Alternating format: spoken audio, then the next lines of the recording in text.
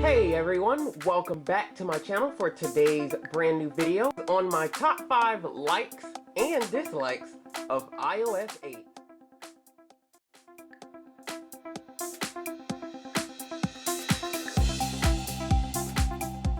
So I've actually been going through, I've had a chance to download iOS 8, more like iOS Wait, as it took over 2 hours to download this. Not mentioning that I basically had to get rid of, I ended up deleting my entire music gallery just so I could install this darn thing. Like, you have no idea how huge this really was until you actually started going on your device and you were one of those that actually had to uninstall or delete a ton of stuff. So I had about 383 songs on here and I had to delete all of that. On top of the additional photos and things that and apps that I had to get rid of. Mind you, I have a 32 gigabyte iPhone 5S, and I still had to go through the stuff that people with the 16 gigabyte versions have to do. So that tells you how large of a file it was. So down here at the bottom, you can actually see the capacity that I have that's available to actually use is total 26.8 gigabytes. Now that's almost a drastic difference from what I actually had with iOS 7.1.2. With that one, I actually had 27.4 gigabytes of available space. So it actually took a pretty big additional chunk out of my capacity. Before long, I swear it's going to be to where you're going to have a 32 gigabyte iPhone, and half of that you're only going to really have 16 gigabytes available. I don't know if some of you actually noticed this in iOS 7, but if you were on a phone call, you actually didn't see this little thing right here in the center, the clock. If your phone was on the lock screen and you were on a phone call, the time actually didn't display. The only time you would have been able to see the clock or what time it was is if you actually had your phone unlocked. Now, I don't know why that was in iOS 7, but I'm actually glad they addressed this in iOS 8. Here at the top, you have what is now added to your task manager in iOS, which lists your recent contacts, as well as if you happen to pan across, you actually get your favorites. So now it's actually a little bit easier for if you're trying to contact people that you talk to on a regular basis. So if I tap here, you get the options to either call someone or send them a message. The messaging app has been greatly improved with some new additions. One thing that you'll notice is that it has this predictive text, which kind of shows in the top part of your keyboard underneath where you actually type your message. Now, I actually haven't found that as useful as I thought it may have been, but maybe over time I just need to get used to it. One new feature that you'll find is over here to the right is you'll see this microphone. If you click on it, you can actually send voice messages to any other person that may be running iOS 8 on a supported device, so that way you can send audio message back to one another. At the top, remember you still had this details button, but once you clicked on it, you got this row that came up underneath it. Well, now you get another window that you actually go into that actually displays recent pictures, or you can even mute that conversation, and you can even share your location with that person that you're actually talking to. Now, this actually will be useful for if you're trying to meet up with someone and you want to actually know their precise location. Now, of course, this is a downfall if you happen to have those stalkers that just always seem to want to find you wherever you are. As a photographer, the camera app is always my favorite thing that I look for the most whenever I'm using my devices. Now, of course, there really wasn't that much done on the actual settings that you see here on board, but you do have this addition of a timer to where you have the option of 3 seconds or 10 seconds for if you want to have it on a tripod. Now, a new addition that you may see is when you actually go to tap to focus, you see this little sun that's actually next to it. You can actually control your actual exposure for that photo, something that you wasn't able to do unless you had a third-party app like Camera Plus, to where now you can actually do it natively in the regular iOS photo app. Remember last year when Apple launched the slow-mo camera for the iPhone 5S? Well, now comes a new addition which is called time lapse. Now, I think this is only available for the iPhone 5S and newer, as well as the iPad Air and the iPad Mini with Retina. Now, I'm actually not sure of what other devices this is actually supported on, but you can always go to the Apple website and check that out. I've actually was using previously the Hyperlapse app from Instagram.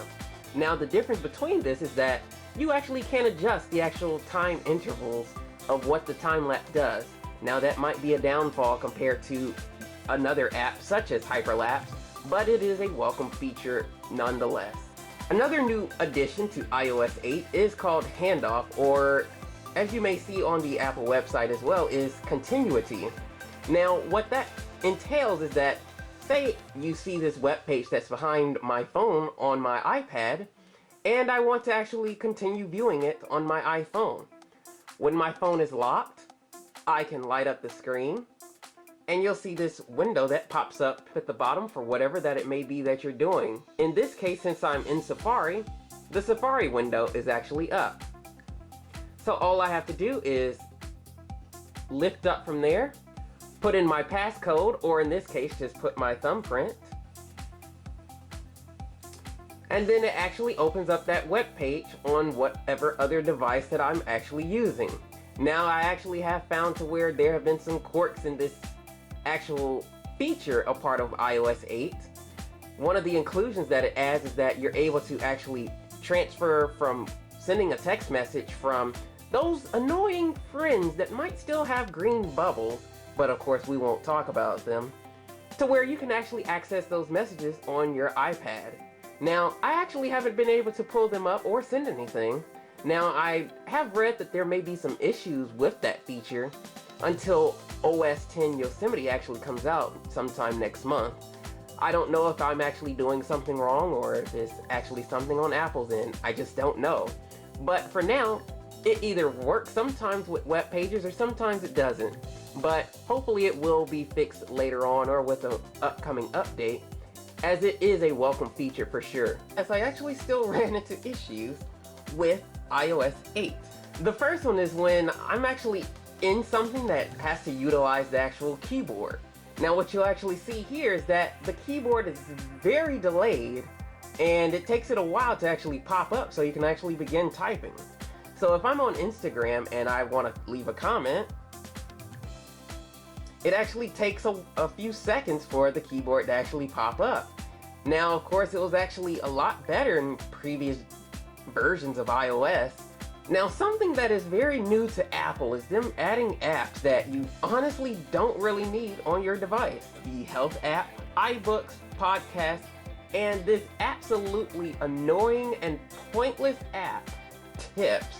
So I can understand Health. iBooks, you originally had the option to download that from the App Store, and now they basically have forced it upon you. That's a downfall that I don't like. I don't like having, apps that I don't use on my device. And iBooks was one of those devices, or apps. And as well as podcasts. I've never used a podcast app. Why did they have to include that to where now you don't have the option to take it off or not? This one here is the absolute most pitiful and worthless app that Apple could have ever added to iOS to where you can't take it off at all. All this is just a guide on how to use your iPhone. Are we seriously in that state to where we need a manual on our phone to understand how to use iOS? Number one, iOS is simple as heck. Number two, they include this anytime you get a brand new iOS device. I don't understand why am I looking at this? All of this stuff is self-explanatory. I really learning how to use Siri? Do we really need that? Like, some of this stuff, I don't understand why they have it. Right now, it's 9 pages of pointless nothing. I wish I could get this off of here because I'm like, this is probably something that's taking up space from my actual available capacity to put this type of crap on here. Like, I'm so highly upset with this being on here. You have no idea. Now, I'm sure that some of you may leave comments saying, oh, you shouldn't be saying that, or you're being harsh, whatever. Let's come to the facts. It's pointless.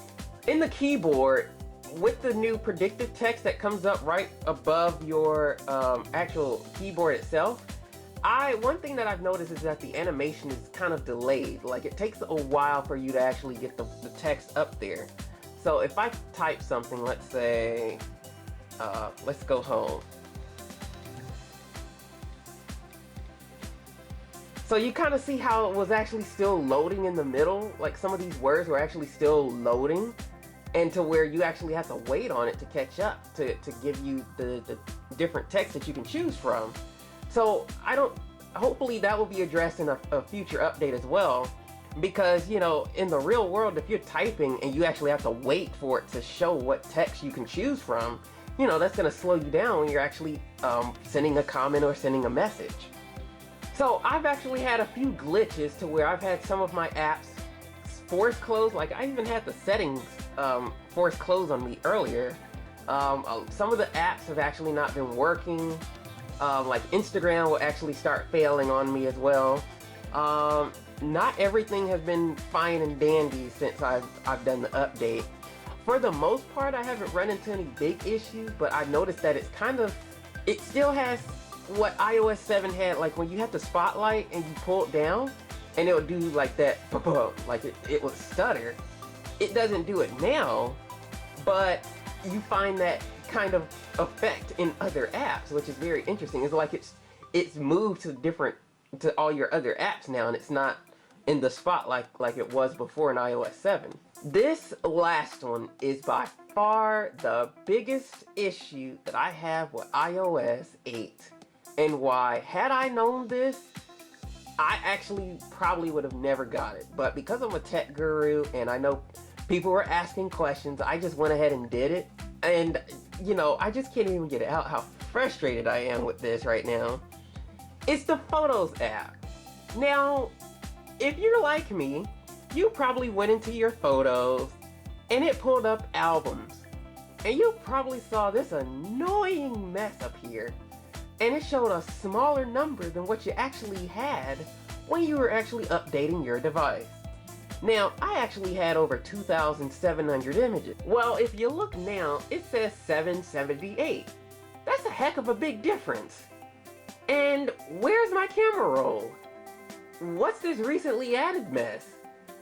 This is by far the dumbest thing that Apple could have done with the photo album. So what's happened now, what's happened here is that Apple has taken away your camera roll, so that no longer exists. So what it's in place of is they added this recently added. So when you take a picture, it's basically like, what's a good app? I can't even think of anything because no other app even does this crazy mess. It now where it's like a storage for maybe a month, I think, 30 days of your recently taken images. And so once they're out of that window of when you actually took them, they kind of sort of disappear, but they're actually still there. So many people have actually been wondering, well, where the heck are my pictures? How do I access them? You actually have to go over here to the photos, click the other tab. If you look, these are all of your photos. These are every last picture you ever taken. Now, you might say, well, I've never used that in iOS 7, or I don't want to use that, I never liked it. I'm one of those that I've never used this view. In the time that I've had my iPhone, this new one, I never used this actual view for viewing my photos. So you may see them grouped here, but if you zoom in, it's actually going to start grouping them based on what location you were in. So it's actually, I just don't understand why they thought this was so much better. Because when you're like, if you're going to share a photo, for instance, if I'm going to Instagram, so let me go to Instagram and show you what happens. So I actually had a picture that I recently edited yesterday, and now it actually isn't showing those pictures until like when I actually took them. So it adds my edited next to my actually taken photos when I had them like a few days ago. I don't like that. I liked it being whatever picture was the most recent that you worked on, whether it was edited or taken. It was in, you know, that particular order. Now it is not. I don't like that. Another issue, this recently deleted tab. This is new. This was added in. So now, basically, when you delete a photo, you're technically not deleting it. Crazy, I know. So when you delete a photo, it goes down here to your recently deleted, where it stays for 30 days, or you can actually delete it from there. So basically, it's in 2 steps. You delete a photo from here for it to go here, and you have to delete again. What the heck, Apple? This was not innovation. Like, I could honestly see Phil Schiller getting up and saying, "We have revolutionized the photo gallery, and we have changed the camera roll to recently added, and now we have a new section called recently deleted." If that isn't innovation, I don't know what. Like, this is not, for a photographer who takes a lot with their phone and have a lot of pictures, has a lot of different stuff, this just does not work. You know, it's very pleasing to look at. It's very interesting, I will say that much. But actual functionality? No, Apple, no. You just have no idea how upset this makes me to have to deal with this now. There are so many posts that I saw on my Twitter of people complaining or saying, "Where the heck are my photos?" I was wondering, where did all of my pictures go? This does not make any sense at all. Like, I know I'm going on and on about this, and yeah, this I knew this was going to be the longest thing of this, but it just makes no sense at all of how this is. And I don't like how they push down my actual galleries, because you can't remove any of these, and you can't reposition them. Like, I could have done away with the slow-mo folder, but okay, it's welcome. I don't really have a gripe about that one. But really, recently deleted and recently added. Why? Why do we need that? Why? I don't get it. I just don't get that at all. I really don't. Because I know this is just the first update, so it's gonna have its issues, but slop. I just feel like Apple isn't taking the time on this stuff anymore. Like, what happened to Apple being, you know, paying attention to detail? I just do not see that. And this I just don't know what you call this. This is something. I don't even know what you call it. It just makes no sense at all. Of all the dislikes that I mentioned, the photos that takes the cake over everything. Like, everything else I'm okay with. I can deal with it. Photos? No, not happening. Not happy. It makes no sense. Put back the regular camera roll. This just makes no sense. It just does not make any valid sense at all. So, if you want any more videos, I'm sure you all are tired of this by now. So if there's any other videos you all want me to show you, I kind of wanted to give you kind of a different look into iOS 8 compared to what people have shared with the beta versions. I didn't want to be like everybody else. I kind of want to have different stuff. But hopefully you got something out of this. Maybe this will be your deciding factor if you want to upgrade to iOS 8 or not. So one more dislike that I have, so it actually all basically total amounts to 6, I guess, for my dislikes, unfortunately, is Notification Center. Well, not Notification Center, but the control panel. What is this? Why does it look so Fisher-Pricery? Like, they could have left it the way that it was before, because this does not match anything else in iOS that I've seen so far. So I don't know what this is, but yeah, about that. You know, it's not bad. It's like Apple's overlooking things. That's all it is. Apple just needs to get their sheet together. That's all I gotta say. because I don't know what some of this stuff is that's going on here. So yeah, until next time in another video, yeah, I'll catch you guys later.